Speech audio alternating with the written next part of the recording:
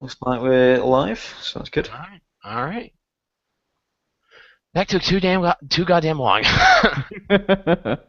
you have the link that I can just put out for people? Let me get out to that website. Oh, Or let me get Yeah. out the. wait, I got removed from the call? No, you're still on. I hear Really? you. Yeah, you're Okay. still on. Still on. What's going on here? Maybe that was another call. That's the old one. That's the old one is what it was. Okay. Oh, yeah, yeah. Yeah. All right. Beep, beep, beep. All right. Here we go. Yeah. And yeah, if you just want to put this link out, this Mm-hmm. should be. There we go. And I will also tweet it. Yeah. There we go. Let me get out to that Oh. website. Yep, it's good, and I can hear it, so that's good. All right, good. Um, One thing I hate about Google Hangouts, right, is Mm-hmm. that when you start, it automatically turns your camera on, and I've sat, I'm sat quite close to my laptop, Mm. and I just got a face full of me, and it's one of the scariest things I've ever seen in my entire life. I was not expecting to see just my own face right, right there. It was horrible. Okay, that's funny. Um, Okay, everything seems to be working right now on that end. So are we Mhm. have where is I don't have a chat. I don't have a chat bar. Do we have a Oh, it's the group chat thing on the right, isn't it?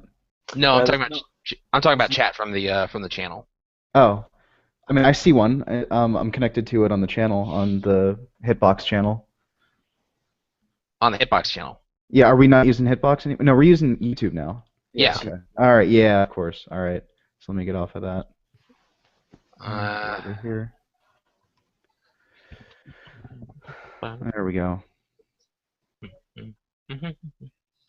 Okay. Yeah. I Yeah, I don't see the chat box either. have to figure out I'll try to fix that Yeah.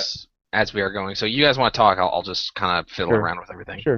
No okay, problem. well, this is incredible. So I'm gonna post this in the Google Hangout link, but Okay. Okay. hopefully, but I'll retweet it as well so everyone hmm can see Okay. exactly what I'm going to refer to in a second. Um, there's been a tweet released by the guy who made the comments about bullying Oh recently. God. Oh boy. Oh boy. Would you want to do the honors and read this out to anyone who can't read it for whatever reason? Of course, yes. So Yes. this is Sam Biddle, employee of Gawker, hmm who recently made some comments about bullying in National Stop Bullying Week.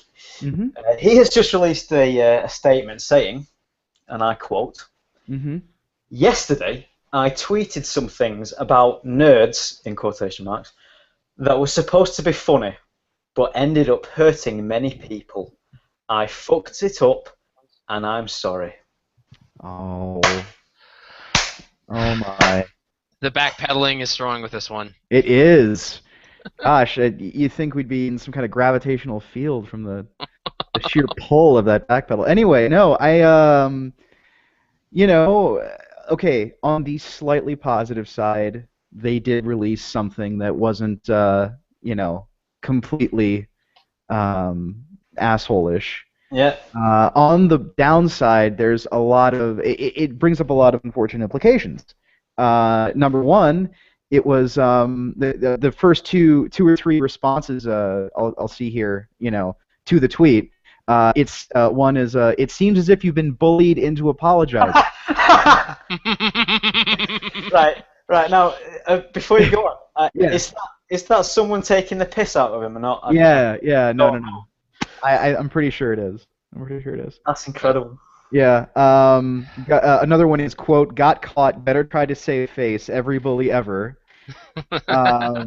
I wonder how sorry you'd be if Mercedes didn't pull ads, you disingenuous fuck. You are a disgusting human being. Oh Wow. my God. Wow. Yeah. So This guy. but see this, you know what this also reveals? There's an underlying arrogance. Okay? There's an underlying sense of hubris from these guys.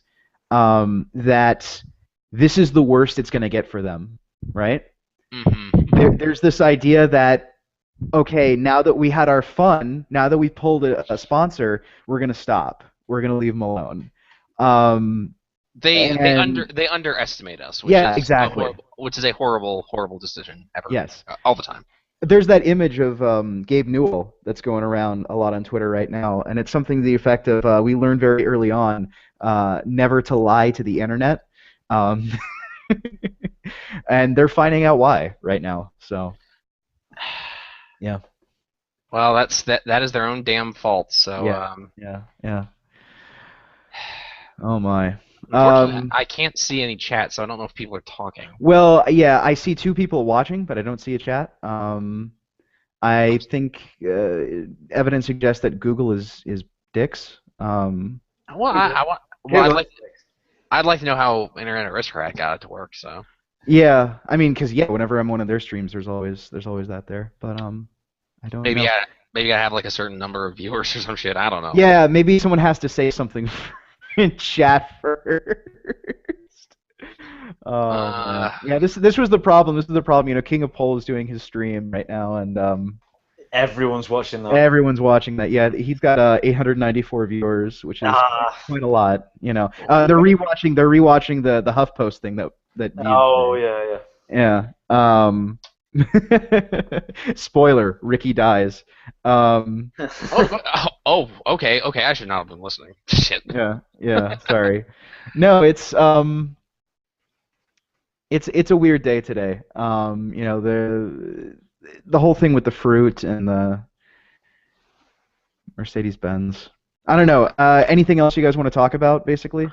I wanted to kind of talk about this week's past events because it's been just a kind of a whirlwind week. Yes, crazy week. Yeah. So. Yeah. I think one thing you might want to talk about is mainstream media coverage and how we were talking about this earlier, how we need to react to it and how we need to prepare people for it. Besides online, now we might actually get people trying to talk to people about it, in real life. People might know, oh, you're a gamer. What do you think about this whole GamerGate business? Are you a misogynist? And we need to come out with strategies and plans to talk about it in person because, of course, we all know that's really different than tweeting. So. Yeah, it's not. No, you're not limited to 140 characters, and I admit, like, I kind of choke up when I get on the camera. So I have, if you haven't noticed it yet, I have a little bit of a stutter. Oh. So I could not tell at all, man. No, actually not. Usually comes out when if I'm speaking way too fast. So right now that's why I wanted to do a chill stream because I was like, I don't want this to be that serious. Yeah, I mean, alcohol makes everything smoother. It's just... Oh God, yes, it does. Except this. Oh God, it tastes like tree bark. Wow. Yeah. Okay, I'm still looking for the chat function. So if you guys want. Well, no, I mean, okay, so main thing when you're talking to people in real life about this. We're all passionate about it. I mean, that's why we're in it, right? The main thing is to not over-inundate people with your enthusiasm. Yeah. You need to be able to talk to people in a calm, reasonable fashion, and if they broach, any kind, or they bring up any kind of, opposition or counter-argument, look at it rationally and try to look at it from their point of view and try to think, well, why are they thinking that? What is either the misconception that they have or the false information or just some personal bias that they have that's causing them to talk and think this way, And again, never attack them ever because that's going to shut the argument down right away. Right, and we're not here to fight the media. We're here to just get our message out. So exactly. Well, I mean, technically, we are here to fight some of the media. I mean, the corrupt gaming journalists. We are. That's what we are there for that. Yeah. But even then, I mean, I would like them to keep their jobs. I just want them to do it a little bit differently.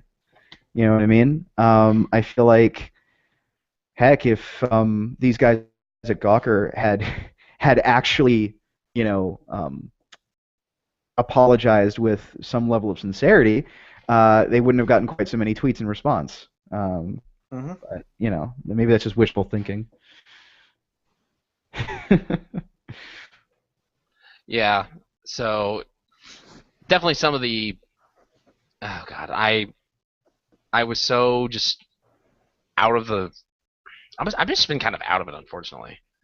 So that's why I wanted to kind of bring it back during this stream, kind of just talk it over. So for those who kind of have been watching me or have heard me on stream, I'm in the academia. So I've been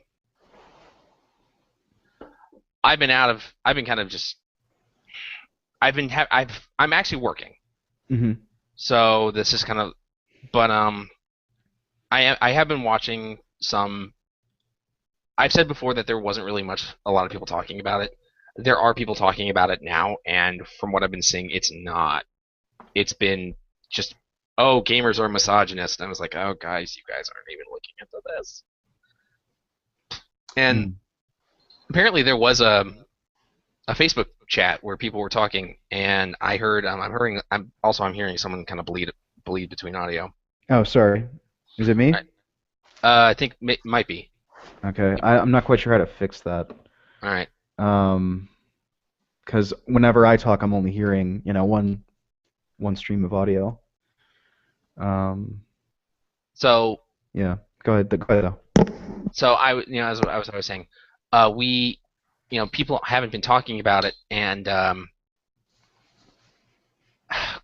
when people started finally talking about it, it's just been, it's been the misinformed argument. It's just, people aren't looking into it, and it's gotten really bad, to be completely honest. I'd say as well that this is a conversation that I think a lot of gamers have been wanting to have for years, because, I mean, since the early 90s, people who play video games were looked down on, really. Oh yeah. People called us violent, people called us basement dwelling neckbeards, people called us idiots with no social lives, people called us misogynistic and homophobic and racist and bigoted, and we've had that for going on for 30 years now. So this has, I think, been building up in a lot of people's minds just to kind of get it out, just and say, no, I'm not a horrible person just for liking a particular form of media. Yeah. I play video games just like I watch films, just like I read a book, just like I go to watch my favorite band or something. None of those things make me a bad person. And just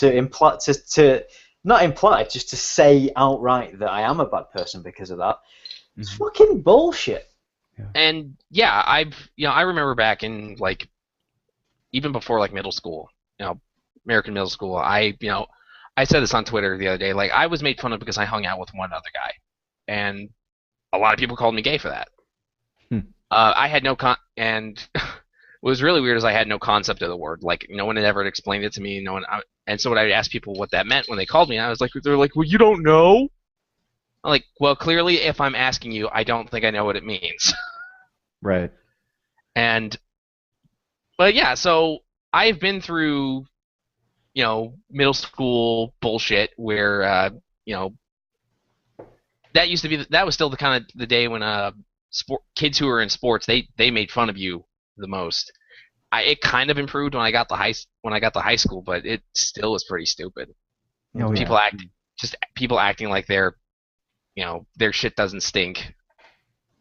And it made me so mad that people, oh, he plays video games, he plays Pokemon, and I was like, so do other people. Yeah. Why are you picking on me? I've never understood that that kind of your hobby defines who you are both to you and to me, Right. From where I've always stood, it's always been my hobby defines me, and if I want my hobby to define my relationship to you, that's my choice, not really yours. I can't really remember the thing. I think it was a thing on TG It was about pro scub, anti scub. It's this idea that I hate this thing. I really like this thing. We're gonna fight about it forever.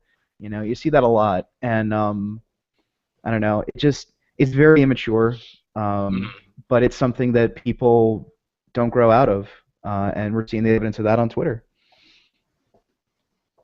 So, unfortunately, yeah, it feels like an uphill battle. But you know what? Today proved it's not. Today proved that you can make them listen. You can make them respect your right not to have to endure that. You have a right as a human being not to pull it up with bullshit. Exactly. Exactly. And that's what all of us in the gaming industry have. I mean, in the gaming, community, right? Community have had to do for so long with these gaming journalists and these developers that have had these close personal ties, and they've used their connections to push out crappy products, and the journalists have stamped them with their seal of approval, and we just had to swallow it, and we're not going to do that anymore. And I think it's really empowering to see that. And yeah, I'm glad to see everything going forward. I'm glad to see all the voices that have risen up. I guess what I would wish is in the coming months that there was kind of like not an official stance from the game industry, but like one of the major corporations out there, whether it's Microsoft, Sony, or Nintendo, or someone just saying, we are here for gamers. Yeah. And but this all goes back to how they framed the Gamers Are Dead articles. If they were not, this point's been beaten to death, but if they did not frame it as gamers are dead, this would have never happened. And it's so bizarre. It's really bizarre when you actually think about the logic behind it, because, okay, let's examine this from a perspective of who has the most to lose. Who is the most vulnerable in all of this, whether it goes one way or the other? Let's say, we're triumphant. The pro GamerGate side is triumphant, and ethics reform happens, and people are taken to task for what they've done. Then who loses the most? It's the game journalists, honestly, because game developers, they have to now put out a higher quality product. They don't have the cushion that they used to have, but they've survived without that before, But these gaming journalists, their revenue is based on clicks. And if people no longer trust them, then they're going to click elsewhere. They're going to click on YouTube. They're going to click on Let's Players, people with a much more down-to-earth mentality. I mean, why the heck does PewDiePie have 29, 30 million subscribers? It's because he's relatable. He doesn't talk down to people about, oh, I don't like this character because I think that it's a bad role model for girls. I mean, right. that argument has a place, I think, but it's being shoved. It's being forced. The narrative is being too forced. Yeah, right. I definitely agree with that. I mean, just like films or anything really. Yeah. There is definitely a place to analyze video games in sort of a socially, with an eye to social issues and stuff like that. Sure. But that's not what we want when we're deciding to buy a video game. I mean, right. I don't care if a video game has a message, really. Is it fun or is it not fun? That's really all I want to know. Is it worth my $60 or whatever to buy it and play it, and then will I play it again, or will I just leave it for the rest of time? Whether or not whether it has a social message, it just doesn't matter, because as a consumer, that's not what I want. And to try and force that into reviews, I think, is certainly one of the areas that people have expressed quite a major concern with. Yeah, definitely. I think part of that is it definitely goes back to that whole games shouldn't where they sent the message out that games shouldn't have to be fun, which is complete bullshit. The game is whatever the creator is trying to make. Yeah. And so I had the hardest time accepting the idea that you shouldn't try to be fun. And I was like, I'll make whatever the fuck I want, Absolutely, yeah. as long as it's within scope. That's kind of like that's one thing I honestly believe some journalists and some people don't understand is overscoping a project.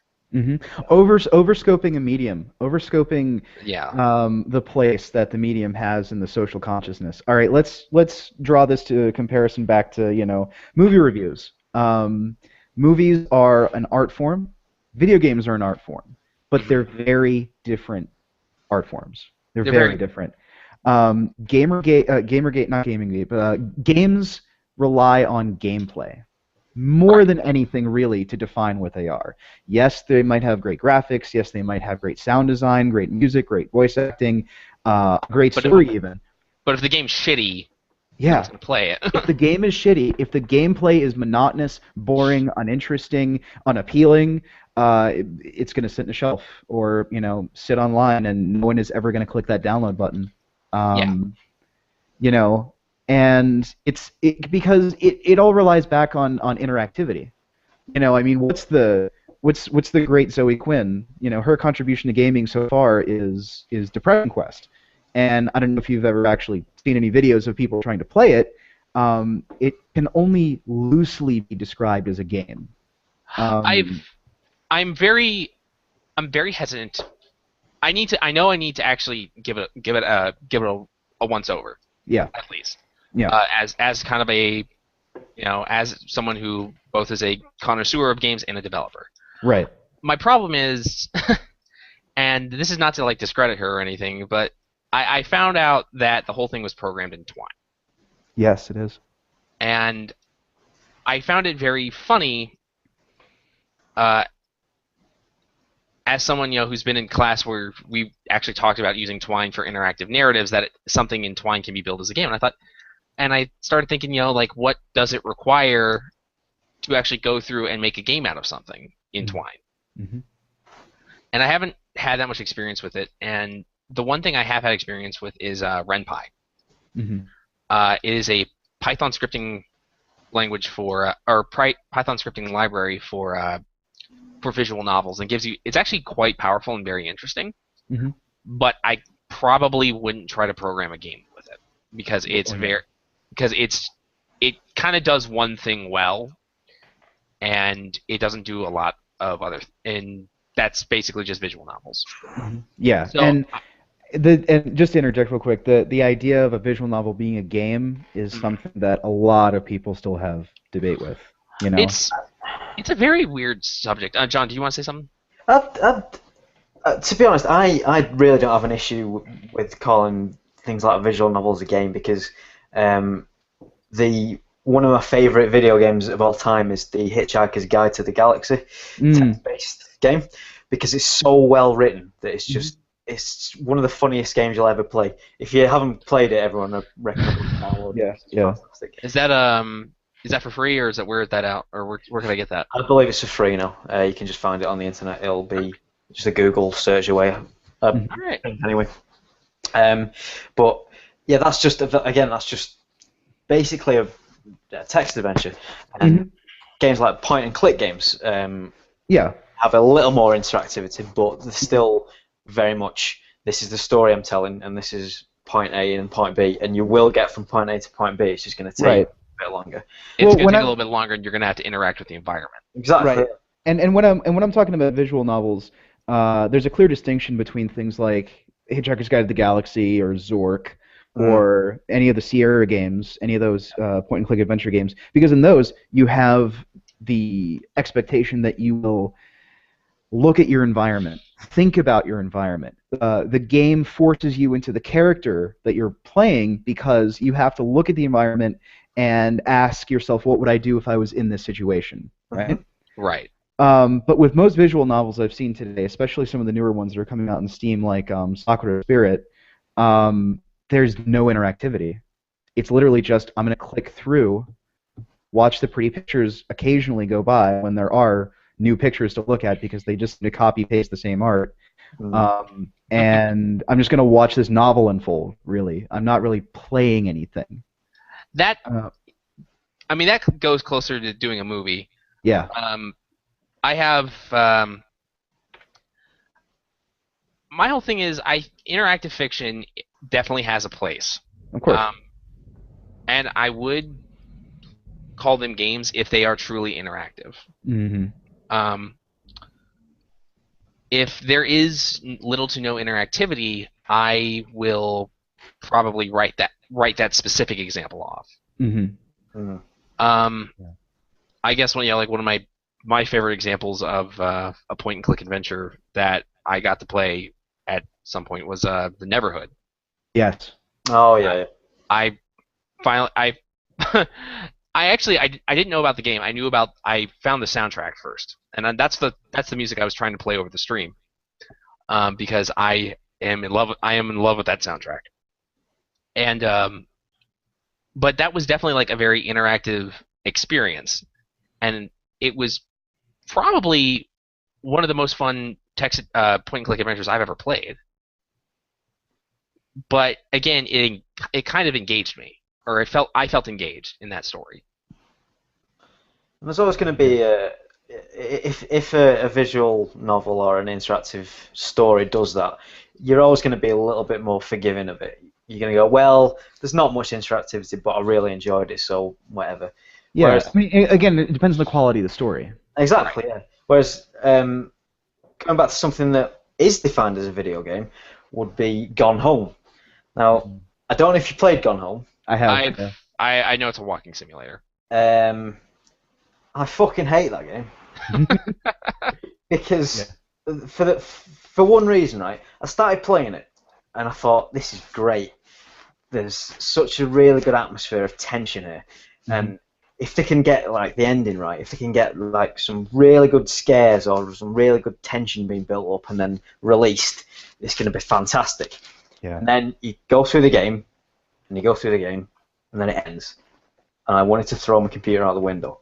Yeah, I know that feel. I know that feel. I've invested so much time in it that it got me excited about it, and then it was just, and it's finished. And by the way, this really stupid story about well, I won't spoil it, but there's this really stupid story about some family issues that actually doesn't go anywhere, and it's really, really, really boring. Yeah, wow. Like that was actually okay. To draw the attention away from games for a second, I don't know if you guys saw this film, The Devil Inside. Yes. That's exactly how I felt at the end of that film. Like I watched that film first, and then I played that game, and I was like, did I just sit through the Devil Inside again? Oh God, yes, that's exactly it. Yeah. The Devil Inside was the one film where I've been in the I saw it at the cinema, right? Yeah, the rage was real. It was brilliant because everyone was sat there, and I'm from the United Kingdom, where everyone's really polite, obviously. Especially at the cinema, if anyone talks, you just get stared at and this is ridiculous. But that was the one film that I've seen in the cinema where people were just blatantly just talking over it and like, we don't give a fuck about this film. About halfway through, everyone was just like, no, this is going to be terrible, innit? We'll just talk. We'll get something to eat. Yeah. We'll discuss the football. That's all it is. Yeah. And then the film just ends. Yeah, the film just ends. There's no ending. There's literally no ending. The website that they reference in the credits no longer exists. Oh. So they end it with like for more information and to find out what happened, go to www.fuckthismovie.com. Exactly. If you go to fuckthismovie.com, it doesn't. It's a 404. It's just like, well, that's no way to end a movie. That's no way to. Yeah, it's not. And you know what's worse is I worry that might be a trend in games now. Yeah. You know what I mean? Oh God, that'd be horrible. I worry that, yeah. I think it's people might want to do that thing where they go, oh, look how creative and different I'm being. When, to be honest, video games are a really hard, really difficult medium to do that in because it's a fundamentally interactive thing where you're going to be slightly more invested in the characters because you're controlling them.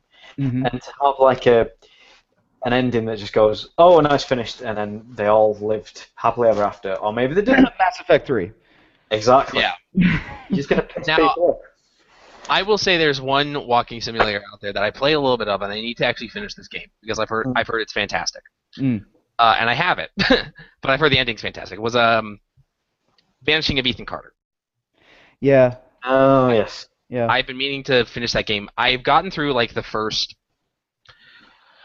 Oh god, I'd say the first puzzle, and I was immediately invested in the story because of the way it construct.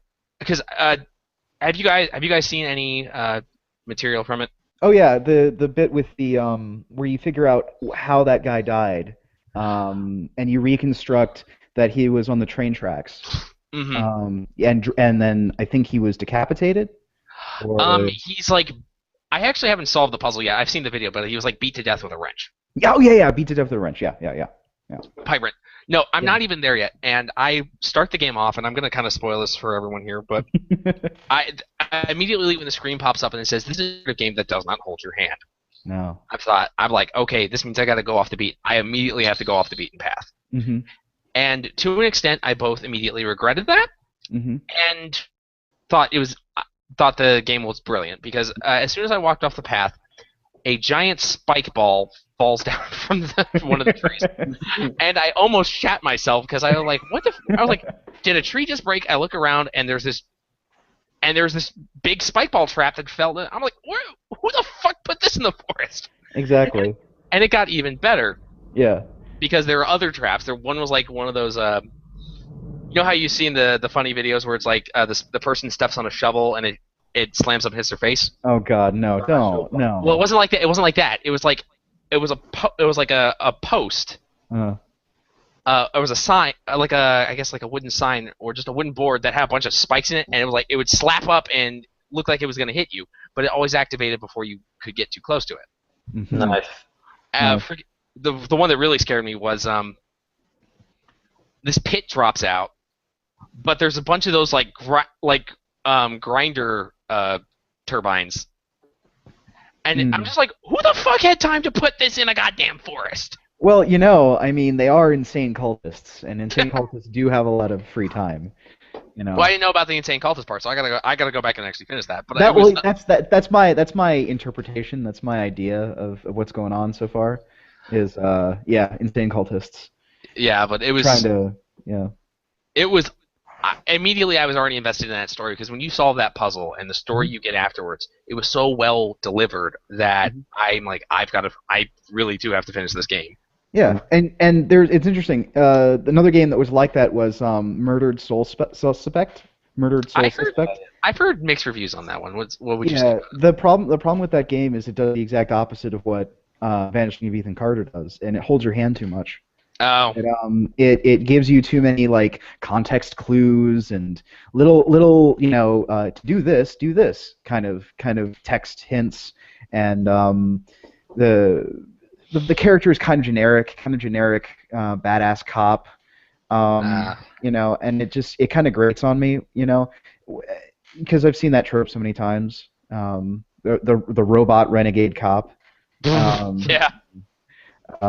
So yeah, I definitely would, if between the two, definitely Ethan Carter.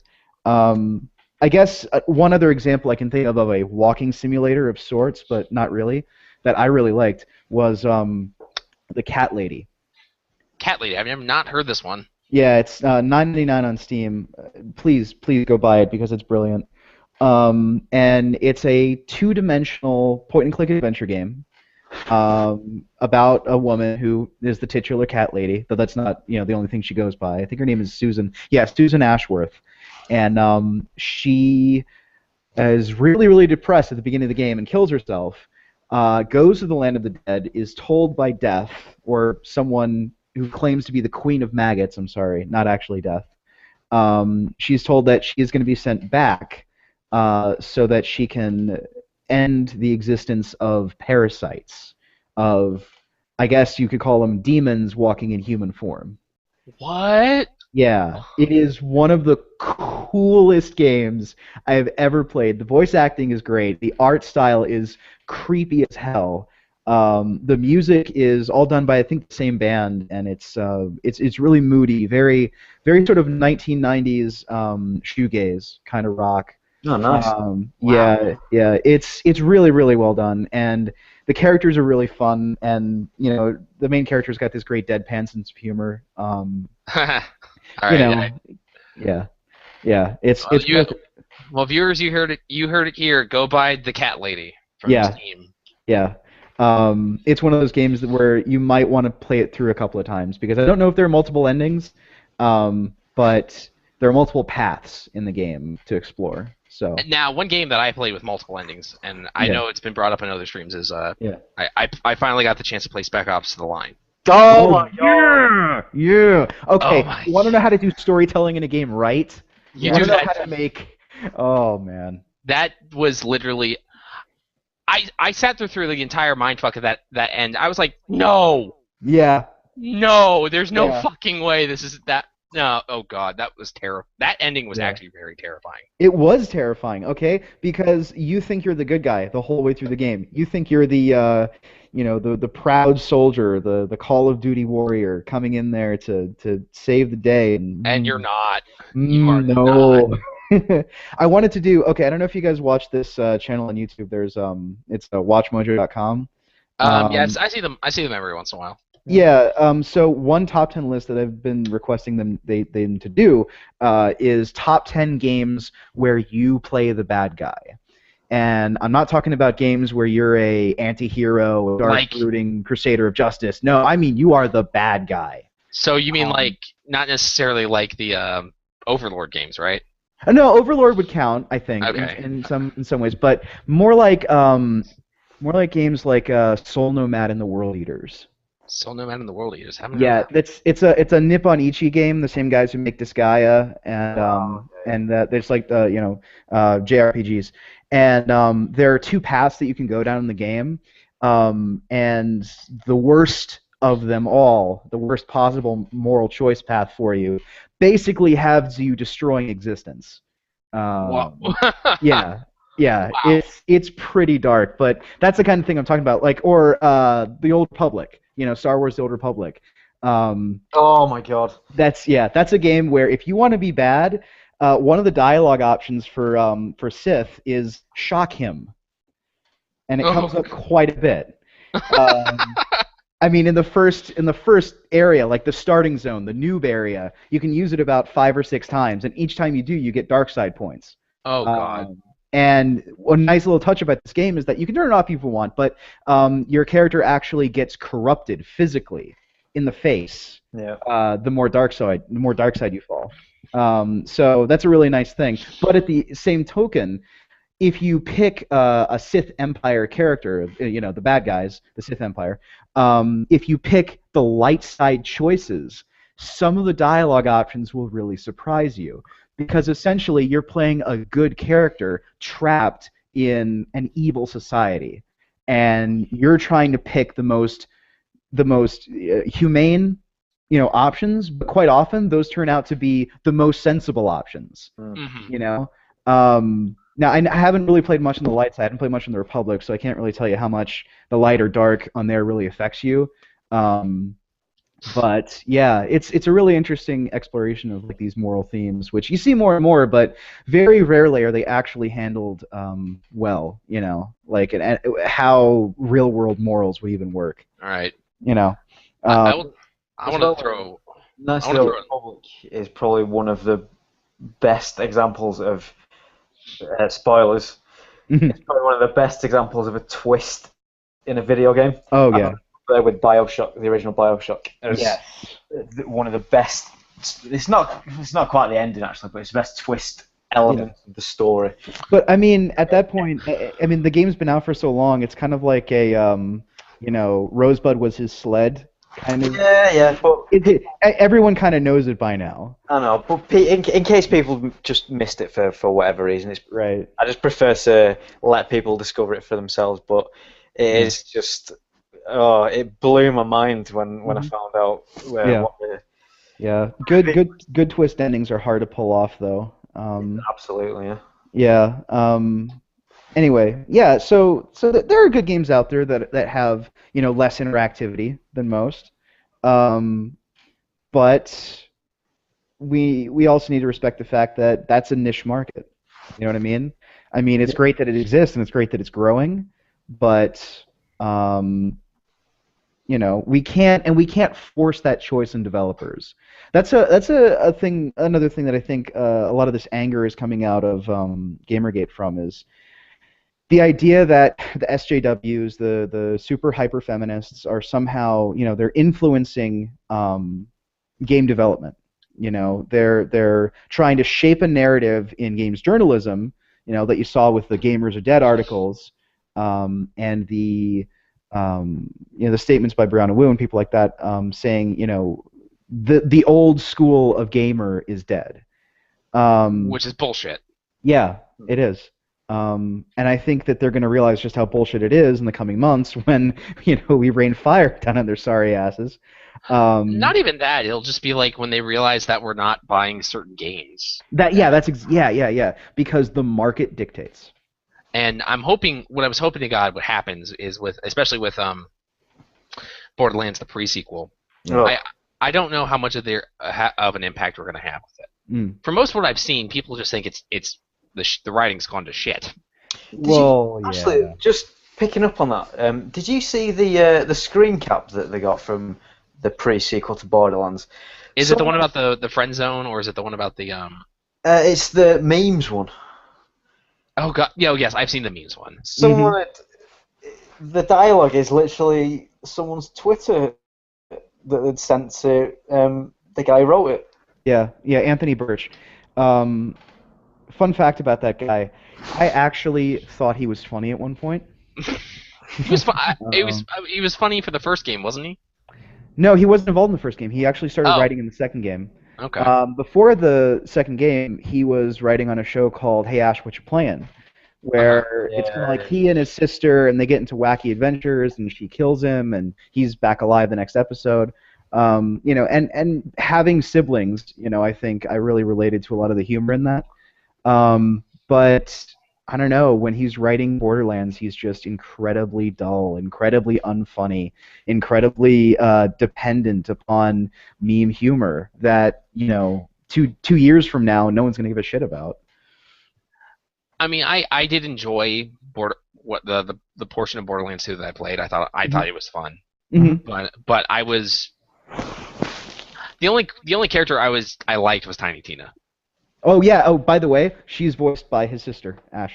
Oh, that is. Oh, that's hilarious. That is actually hilarious. Yeah, and I honestly hope that she gets more work in the future because she's actually a really good voice actress. I think she's awesome. Yeah. She was great in Borderlands too. Yeah, she was. Like you're saying, a highlight of the game. But just a lot of negative stuff coming out of his Twitter, and that's where a lot of the scandal erupted when he admitted that Destructoid gave the Borderlands DLC better reviews because they were friends with him. He used to work with them. So. And yeah, that is bullshit. And core of the GamerGate argument. So I want to kind of talking about reviews. I want to go back to another point that's been beaten to death at this point by now. Yeah. The arguments against the Polygon Bayonetta review. That was I really couldn't understand that because they made no sense. This whole argument has led me to believe that there should be like kind of this not a strict guideline, but kind of more like some loose suggestions as to what a review should be. Because what we are looking for is basically, is this worth my $60? Is this worth $20? Is it my $30? Whatever the game's price is. So their whole argument was, it's such a great game except for the fact that there's boobs. And if that's the argument to your review and why you docked it 2.5 points, I'm sorry, I just can't believe that. 1.5 because it technically got 9s all over the place. There's something up in the rat. So I'm looking at an archive link, and there's something up. The very sort of last line is Bayonetta 2's blatant over-sexualization puts a Hey, big John, dent. John, Yes. John, something's up with your mic. You are seriously breaking up. Sorry. Just a second.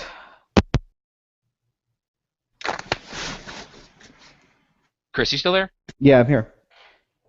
Okay. Yeah, I don't know what happened with John's. His mic just went to shit. I don't know. Yeah, it broke apart for me too. But yeah, I know. I know what he's going to say is that it's the over sexualization puts a blight on an otherwise perfect game or something like that, or an otherwise great game.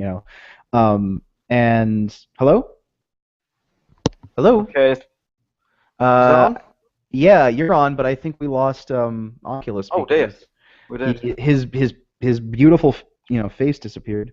His planetary nebula disappeared. Yeah. I shall. Well, I'll just link him the chat again. The chat again. Yeah. Yeah, he left group chat for some reason. But no, I was just finishing up what you were saying about the whole the ending of the Borderlands review. And I really think that we do need guidelines, but what they really should be about how to write a review is don't let personal bias about social issues influence the final score. Can you guys hear me now? Yeah. Yeah. My whole network just went to crap. So are we still live? Yes. Yeah. Yes, we are. Yes. Let me double. Yeah, we are. We are still live. My horrible face is on the screen. Yeah, but no. The thing about it is, have guidelines for your reviews, have guidelines for your articles, but keep your personal opinions out of the final score. I think you can mention it as something that you personally feel. Yeah. But don't let it affect the final score, because that's something that is, supposed to be empirical and objective. Okay, so I was actually thinking of like a format of what we probably want, or like what I think gamers are looking for. So number one, I think they want to know what's the game about, on a thematic level. Just what is it? What does this game involve doing, and how do you play it? Yeah. The second thing you actually want is probably like a quick blurb on the tech specs. Like you probably want the company to go like, okay, we ran this on a low-end computer, we ran this on a mid-level gaming computer, and we ran this on a high-end gaming computer, and here's how it looked on each one, and what we had to do to make sure it was playable. Yeah. Then I thought, give them some graphics of what the game looks like, probably some videos, maybe like a quick GIF or something, and say like, oh, this is what this environment looks like in this game.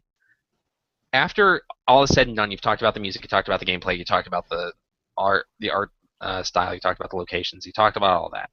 At the very end of the article, after you've given a score, give them either a link to a review of an opinionated review, an opinion piece. Give them a little bit of information, like you talk about they can talk about their experience with the game, and then either link it to other opinion, or you take the opinion piece and you put it elsewhere, and just put a link to it at the end. It shouldn't be something that we as gamers are not looking for their opinion.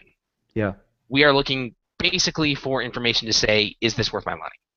No. Well, that's the tricky thing of it, because opinion will often shape how they review all of those aspects that you just mentioned. You know what I mean?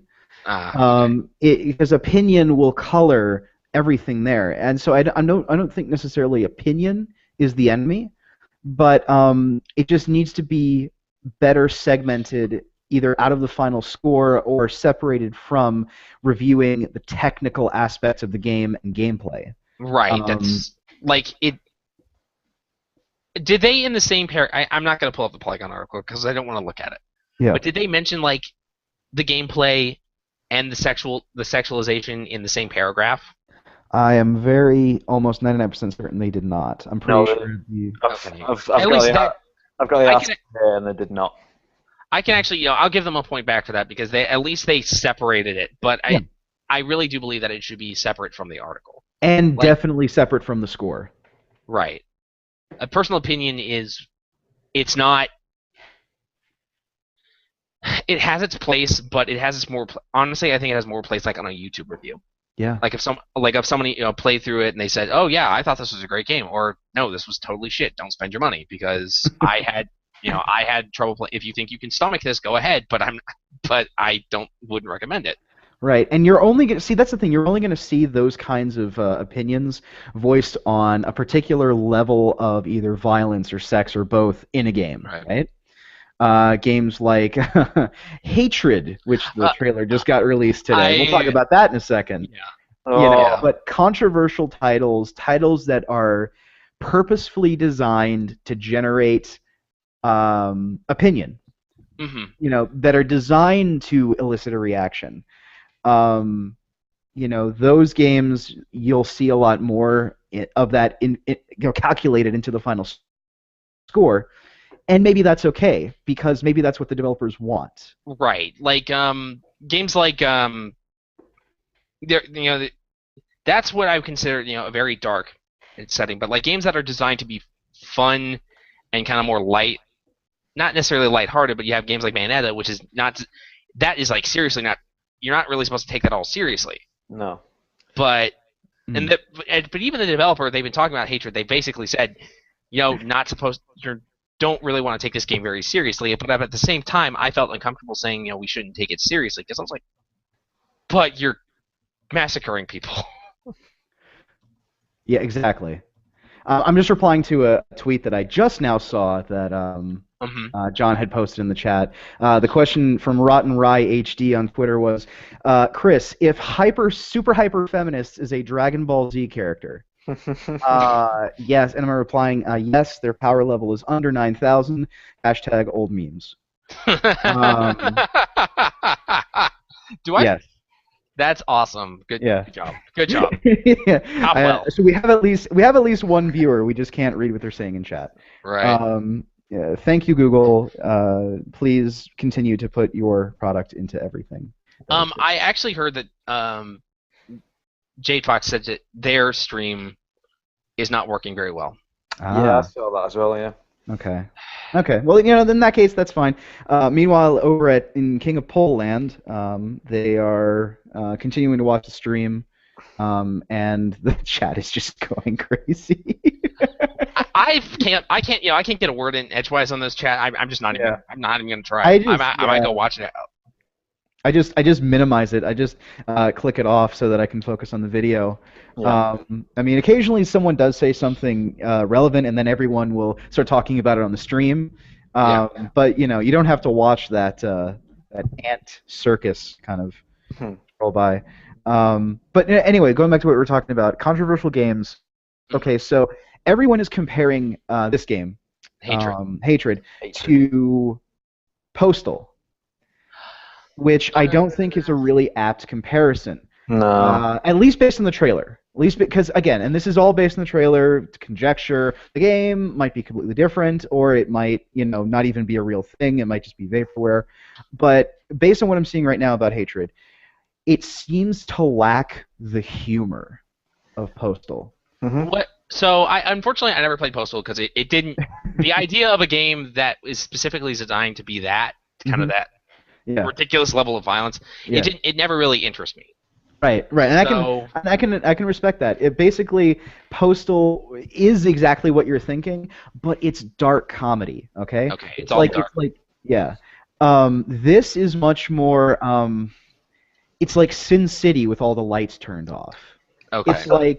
It's like Cannibal Holocaust, but without any of the warmth or introspection of that movie. It's like here is pure, unadulterated, unabashed, misanthropy, basically. And it's the game. And you run around, you kill everyone you see, usually in extremely brutal fashion. Now, there's going to be two things that really temper the final opinion about the game. One, how invincible are you, right? If you can't take that much punishment, then hey, you kind of made something a bit more realistic here. Maybe there's some depth to the strategy of the game, and it's not just everywhere. It's not just it's not just a massacre simulator. I mean, it still is, but at least it's realistic. Well, it's yeah. You can take if you take a bullet, you're fucked. Yeah, it's not a male fantasy simulator. There you go. To borrow a Sarkeesian phrase. But yeah, male power fantasy. It's like I actually have to kind of question that. Say as to call it a male power fantasy simulator. I'm like, I don't know many guys that actually have that specific power fantasy. Yeah, I think that's I think it's a pretty small percentage of the population. I think people who do play that game are going to play it just because of the controversy. They're not going to really be interested in the quality of the gameplay, and that is where game reviewers need to step in and tell them, hey, don't buy this game just for the controversy. This is a bad game for all of these reasons that I'm going to list here, like they did with the first Postal game. The first Postal game got crap reviews because it didn't play very well. It reminds me quite a lot of Manhunt. I don't know if you've ever played that back in. Oh yeah, I played that. Yeah. I remember seeing like there was actually a guide for it in like my old Nintendo Power. So I was like, what the fuck is this game? Oh yeah, it came out on the Wii, didn't it? It did. Oh, I didn't know it came out on the Wii. Yeah, because there was a big controversy because you actually use the Wiimote to stab people. Oh my god. Yeah. But yeah, it reminds me a lot of that because that was just shock value for shock value's sake and encouraging press about different ways to kill people, and ultimately it was just kind of a crappy game. Wow. Yeah, it was pretty crappy. The story didn't go anywhere, and the characters were very bland. Yeah. The gameplay again was really monotonous. The graphics, they don't hold up that well, and I don't see that game getting an HD remake anytime soon. But I will say this: kudos to Rockstar for sticking by their product, for believing in what they had created, as abominable as it was on so many levels. And it spawned a sequel as well. Oh yeah, and the sequel is a little bit different because you're not in a snuff film in that one. Yeah, that's true. You're in a prison, I think. A mental institution. Asylum? Yeah, an asylum. So I guess what I have to say on the whole matter of games like Hatred is, yes, that is an example of the expression of free speech, and it's designed to be controversial. Mm-hmm. Just that's where you as a player need to you decide am I going to play this just for the controversy? Am I going to play this because am I in this for the fantasy? You decide, you make an informed decision yourself. You can rely on. I honestly, print media and web media and written web media, I don't think do as good a job as a YouTube video does, and it's completely apparent with the rise of the amount of YouTube players these days, YouTube reviewers these days. Mm-hmm. Because you get the visceral reaction, and you see everything as a connected piece, whereas in a written article, it's a lot of the information might be broken, and you don't see how you might not see how everything connects together. Yeah. So that's why I'm actually really happy to see the rise of the YouTube reviewer, because it makes for such a realistic reaction, as long as it's not something like the Shadow of Mordor controversy. Oh God! Because that is ridiculous. Yeah, thank God for Total Biscuit. That's all I have to say about that. I mean, if we didn't know, if he didn't tell us the inside scoop on that, we would never. We would just assume that everything we were seeing was legit. Yeah. No. And it wasn't. Oh God, no. That's incredibly shady. Like, he's actually done a couple of those. I don't know if you remember this, but there was the Gary's Day. God, Gary's incident. He got some serious flack for that, didn't he? Well, he did, because the company, the developers, gave him the review code. Mm-hmm. Gave it to him.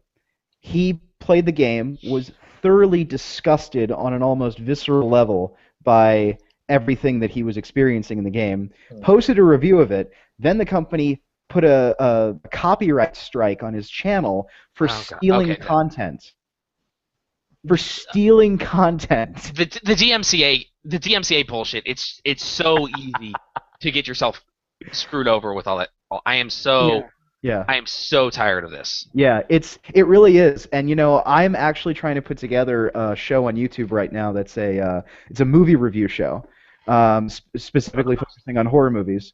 And yeah, and that's one of my main concerns is I want to use I have to use clips from the movie. I can't just show still images, and I can't just talk about the movie for 10, 15 minutes. I need to show people what I'm talking about in certain scenes. And YouTube, again, I can put on there. This is was it fair use? This is Creative Commons. This is not. I'm not trying to make a steal profit. anything. Well, I mean, I am trying to make a profit because I'm trying to get YouTube money. But I am trying to. I am a critic. Yeah. This is criticism, the same way that Total Biscuit is criticism, and he puts all the footage from the games in his, in his videos, and that's a real fear. That it's literally 3 strikes and you're out. 3 strikes and your account is banned. Yeah, and it's crazy to think that. I mean, I knew there was always an issue, like especially around the area of Machinima. When that was still kind of, when when Machinima.com actually showed Machinima. That is my biggest problem with them. It's like they don't actually do that anymore. That definitely it kind of required the developers to say, yes, you can use our software to create such and such movies, because it was still kind of uncharted territory. Or it still felt uncharted. Yeah. And going back to Quake movies, there's grounds for that, but they said, yeah, it's okay, we think this is awesome. Halo came out and everyone, we had Red vs. Blue, everyone thought it was great, and people tried to kind of catch that thunder, catch the lightning. Is it what's the proper saying? Steal the thunder. Capture the lightning, I think. I think capture the lightning is the one I'm going for. Or capture the flag. Whichever. I like that. So, but yeah, it's definitely it's such a strange gray area because no one wants. It seems like no one wants to make strict rules for it. Yeah. That state, yes, you can use footage under these guidelines. Mm-hmm. And that's kind of the biggest problem I have with I mean, I like the fact that there is kind of a gray area. Mm-hmm. In certain pieces of internet media, but at the same time, the gray area becomes abusable. Yes, it does. So I'm not exactly. So I can see the value in a black and white scale. I can see the value in a gray scale. No. But it both have such they both lead to their own problems. Of course. I mean, at what point do you say, okay, your review of the game, you're basically just showing raw footage from the game. You need to have. I think that should be something like you need to have a running commentary if that's what you're going to do. Like that's what Total Biscuit does. He has, or that's what PewDiePie does. He's got his face cam up top and he's got his running commentary going. It's not necessarily always funny, but it is. You're just trying to. You're trying to pad it out so you're not just showing game footage. Because I've known a couple of people that have tried to post just raw game footage up there, and within a couple of days, gone, just struck down. Or people that they post music, and they don't properly cite this music is owned by so and so. This clip. That's what I'm gonna have to do, of course, with my reviews is have a thing at the end saying all of these clips, all of these different properties that I've referenced are owned by these companies, and please don't sue me for the love of God. I don't know if you watch Your Movie Sucks on YouTube. I did, yeah. It's actually got a video about this very subject, about how best to go about using clips in reviews. Mm-hmm. It actually goes over it in real detail, so I think it's probably worth checking that out. I'll try and find the link actually if you want. Sure. I will definitely check it out. I've actually been a little bit bombarded right now with people sending me messages on Twitter. I got one from Miss Bunny Bell. asking me to take a look at her. It looks like it's a playthrough of Prop Hunt. So, yeah, Prop Hunt. Oh, I love that game. I love watching that game. I actually haven't taken part in it yet. I have. It's one of those games where you need to have voice chat on because Voice it's just chat- not voice chat- fun without. Yeah. Yeah. Yeah. I'm actually thinking we've been going on for an hour and a half here, and Yeah. I know a bunch of streams are also going. So Okay. I'm thinking I might close the stream here Okay. in a few minutes. So Okay. if y'all have any other final points you guys want to make, I think I'll just kind of quietly close this. Okay. Last point, and this is really important for anyone who happens to be listening. Keep writing to the sponsors of Gawker. Please keep doing it every day. Look for updates. See who the main target is, and just bleed them dry of funds. That's how we're going to win this. To that extent, make sure you go look at the Make sure you look for the images of the sponsor pages because apparently they took the sponsor page down. Yes, I actually have a copy of it. So start putting X's through the ones that you already got. Yeah, well, that's what they did with with Mercedes-Benz. So, yay for us. But yeah, let me just quickly find that while you guys finish up. All right, John, you wanna say anything? Yeah, just remember everyone to be, nice and polite to everyone. I've come on here and swearing up a storm and acting like a complete dickhead because I am. But yeah, it's just when you're talking to people who might be neutral or something like that, it's probably best just being, a little bit more polite than you normally are, just so you can reflect on the movement. Ultimately, we are actually all really nice people. That's right. And, the majority of people that I've encountered in this the past couple of months has just been really nice people, contrary to the opposition. So I think my last point that I'm going to make here is if this goes to the viewers and you guys as well, and if you are feeling stressed out by this, take some time off, take some time for yourself, because the first person that you should be caring for is yourself in all of this. Don't wear yourself thin.